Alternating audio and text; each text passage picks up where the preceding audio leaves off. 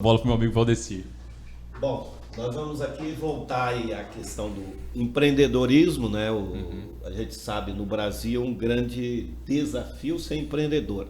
Mas a pergunta aqui é relacionada, né? Tem que ter vocação, vou quebrar um pouco aqui o protocolo. Isso, fica à vontade, só fala Tem um que pouquinho ter mais tem que ter vocação para ser um empresário, na sua opinião, tem que ter perfil para ser um empreendedor. Outra, aí baseado aqui né, seguindo os desafios que esse empreendedor enfrenta, né? Se ele for jovem, né, vai começar uma profissão, né, ele precisa buscar conhecimentos técnicos, né? E também as características que ele precisa, né, que requer para ser um bom empreendedor e ter sucesso, né, no seu empreendimento. Bom, na tua primeira pergunta sobre a questão, né, se toda pessoa pode ser um empreendedor, eu diria que sim, qualquer pessoa pode se lançar como um empreendedor. Agora, se vai ter sucesso, eu diria que somente aqueles que têm vocação é que terão sucesso. Essa vocação está ligada à capacidade da pessoa estar aberta a buscar conhecimento, a assumir que ela não pode fazer da fórmula que ela tem na cabeça dela, porque isso seria muito fácil, né? Fazer isso é um dos riscos muito grandes de empresas que abrem e fecham no primeiro ano dentro do Brasil, exatamente por pessoas que enxergam uma outra pessoa ganhando dinheiro, tendo sucesso no ramo e se aventuram naquele ramo, achando Acho que é fácil. Que é só entrar. Então, tipo assim, quem não tiver capacidade, resiliência, vamos dizer assim, um conhecimento, domínio daquilo que vai fazer, eu já diria que não é empreendedor, é aventureiro, sabe? Eu até falo por mim, né? Eu já cometi erros dessa natureza, de abrir empresas em parceria com outras pessoas, e aí eu não conhecia nada do negócio, mas meus sócios conheciam. E aí chega num ponto que eu estava completamente fora do negócio, ou seja, eu não conhecia o suficiente para mim estar lá. Eles se deram bem, mas eu acabei saindo antes que fosse pior. Por quê? Porque eu não conhecia. Se eu não conheço, eu não sei como controlar. Não sei como Tem controlar. que conhecer o negócio. Tem que conhecer o negócio, tem antes que ter... de entrar. Antes de entrar. Sem dúvida. Tem que conhecer antes de entrar. Você tem que saber porque você tem que medir os riscos. Você não pode também jogar todo o teu capital, vamos dizer assim, financeiro, numa tacada só. Porque se caso o resultado não vem da forma que você desenhou no papel, que é bonitinha, você tem como, tendo resiliência, a persistir e talvez modificar o que tem que modificar, mas você tem que ter. Se você não tem, você colocou tudo ali, quando você começa a enfrentar alguma dificuldade, você não tem para onde sair.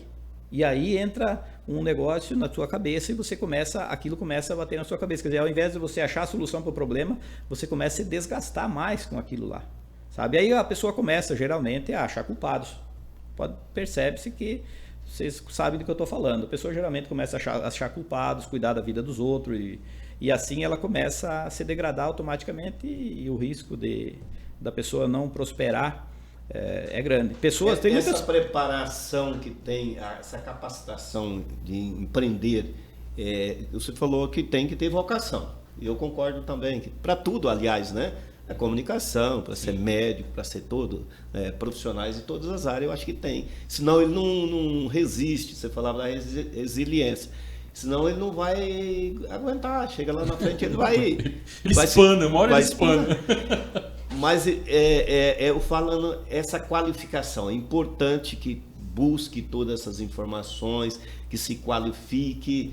Mas uma boa parte dos nossos empreendedores brasileiros, ele entra, como diz, não tão preparado assim, né? Não é, Baitaca?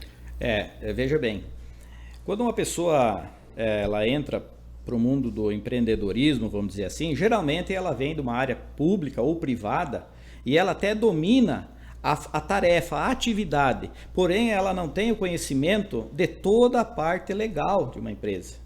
Eu ouço seguidamente, né, pessoas conversando, olha, estou fazendo tal coisa. O que é mais difícil? Então vamos aqui já fazer o gancho. Gestão de pessoas ou aquele... A parte burocrática. A gestão de pessoas, ela vem para mim em segundo lugar. O primeiro lugar é você se situar. Você achar o lugar certo para você colocar aquilo que você domina, que você sabe, que você controla. E você ter todas as informações necessárias sem mentir para si mesmo, que você não terá que cumprir a legislação do município que você vai se instalar, do estado e da nação. Porque muitas vezes você faz uma conta rasa de quanto eu vou investir e quanto eu vou ter de lucro. E isso não funciona. Você tem que colocar tudo em cima do teu custo, não o que você está comprando e o que você vai vender. Todos os custos que você tem. E muita gente se perde nessa área, porque aí começa a sugar da empresa e no momento que começa a vir aqueles boletos que vem do estado, que vem do município, que vem do governo federal. da vida aí, o né? faturamento bruto da empresa é uma coisa.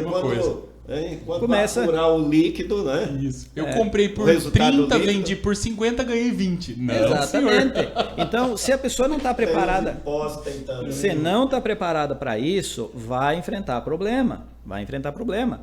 Então, por que empresas de pequeno porte, geralmente, que abrem e fecham no mesmo ano ou no segundo ano? Parece que a grande continua, né? A maioria, eu não tenho esses dados do Sebrae, mas é assustador que passa de 60% Isso. as empresas que fecham em No primeiro 5 ano, anos. né? No primeiro No primeiro ano, né? ano, No primeiro primeiro ano. E outras em 5 anos, né? Isso. É porque a liberdade, vamos dizer assim, empresarial, vamos dizer assim, Constituir uma empresa, né? ela não veta ninguém. Não. A pessoa tendo o CPF, né, um local onde que ela vai Cada dia é importante estabelecer. ressaltar isso, está ficando mais fácil, né? Sim. Não, tem vários constituir. exemplos, né? O cara que cresceu lá vendendo água, Aham. garrafinhas de água num sinaleiro. E tem vários outros também, né? De pessoas que produziram sabonete, enfim. Tem muitos exemplos, mas volta ao que você estava falando, Então, então, além dessas questões que eu te falei, que vem antes da gestão de pessoas, você tem que estar conhecendo tudo isso. A legislação. A legislação. E aí, outra coisa importante, o público. Aquilo que você domina, aquilo que você quer trabalhar, que você quer vender um produto ou prestar um serviço, quem é o público que você vai atender? Qual é a demanda que tem para isso hoje? Ou seja, é muito mais importante tu eleger o público que você vai atender do que o funcionário que vai trabalhar com você de imediato. Porque tem coisas, por exemplo, se eu for vender prancha de surf aqui em Lucas do Rio Verde, não vai dar certo. É inviável, né? Então eu tenho que saber o local, o ambiente que eu estou, o que eu estou colocando à disposição do consumidor, seja um cliente de serviço, seja de produto, no local que eu estou fazendo isso. Porque às vezes um negócio que dá certo aqui em Lucas do Rio Verde pode não dar em uma outra região do Brasil. O público é diferente, o ambiente é diferente, a cultura é diferente.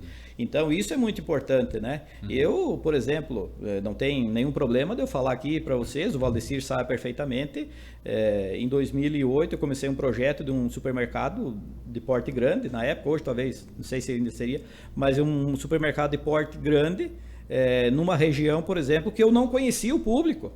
Eu já dominava essa atividade, o conhecimento dessa atividade, mas nenhum público mais que tinha vindo da minha região, atendendo pessoas, a maioria originárias do Sul, né? Sim. E aí, de repente, começa a época da Sadia a trazer pessoas do Nordeste, né? Mas a maior parte do litoral e das capitais do litoral nordestino, quer dizer, pessoas completamente diferentes de outras pessoas que também são do Nordeste, que eram do Maranhão, quando eu cheguei aqui, que trabalhavam nas fazendas, eram do interior do Maranhão. Certo. Era completamente diferente. Outro costume. Completamente. E de repente eu montei uma empresa, eu não fiz aquilo que eu falei no começo, que deveria ter começado devagar, mas menor, né, num porte menor, com mais enxuto, com custo menor, para mim ir conhecendo esse cliente e ir me aperfeiçoando. O fato é que eu acabei montando um elefante branco, vamos dizer assim, né? E depois veio outras questões, que daí são questões, vamos dizer assim, envolveu política e tal, que eu acabei inviabilizando o negócio. No mesmo bairro a gente foi aprendendo, né? Nós diminuímos o supermercado, mudamos do endereço, porque aquele endereço ficou inviável. Pelos custos também, né? E por questões, outras questões também políticas e tal, certo, né? Certo. Aquele ponto ficou inviável, tanto que até hoje nunca mais abriu nenhuma empresa. Pois é. Nunca mais. Tá lá até hoje o prédio, nunca mais. Eu mudei da localização ali no bairro, com o supermercado pequeno, do porte daquele que eu já dominava, e estamos lá até hoje. Ou seja, sobreviveu. Você tem que conhecer o público que você vai atender. Ou então você vai ter uma lição dificuldade. básica, né? Bacana. Então isso aconteceu comigo, a experiência. A gente tem que contar as experiências para evitar que outras pessoas possam cair na mesma ilusão de achar porque vai morar vai populacionar ali uma região nova, tantas famílias vão residir ali, eu vou lá, coloco o mercado e domino. Não é assim. Sim. Isso é muito importante, essa experiência, né? Por outro lado, a gente vê também assim, as pessoas pensam, têm uma ideia, querem empreender e têm medo de fazer isso, né? Algumas outras empreendem e quebram, né?